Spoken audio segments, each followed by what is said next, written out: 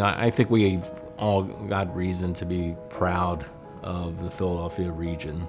When you're talking about a crisis, you need to do what needs to be done in the moment, no matter the cost.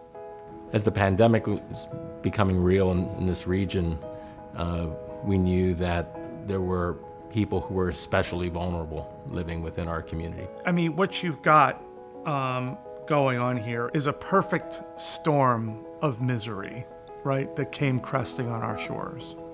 So by mid-March, the United Way, the Philadelphia Foundation, came together with the city of Philadelphia to form the PHL COVID-19 Fund, which to date has granted about $17.9 million to over 575 organizations in our region.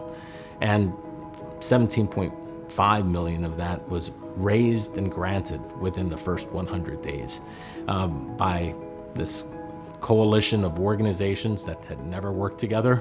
What you had was a constellation of the key actors who had both the institutional strength, the reach, and I think the trust of important actors for this to be successful.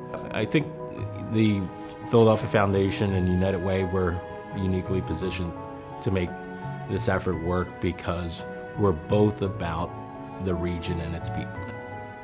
Collaboration is much harder than doing your own thing. It requires a different way of approaching the everyday work.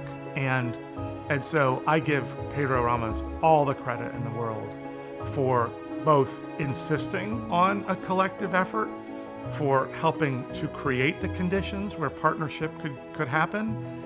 And he's a man of service, and so wants to put the outcome of being of service before anything else.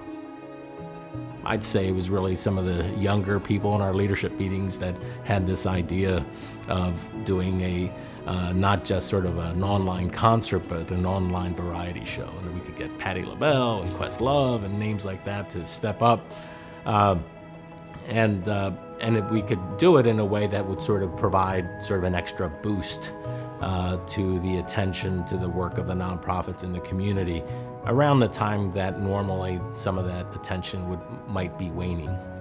The humbling thing was, I had an opportunity to reach out to some of these folks that were featured in the show and said, would you lend your talent, your ability to this effort? And no one turned us down.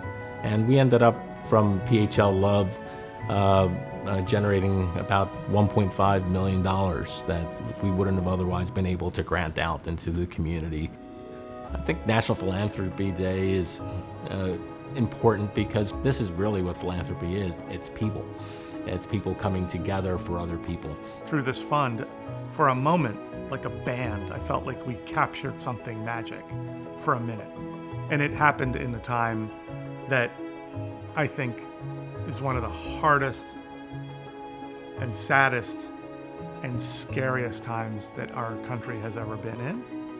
And so that ability to marshal a generosity in that moment is pretty special.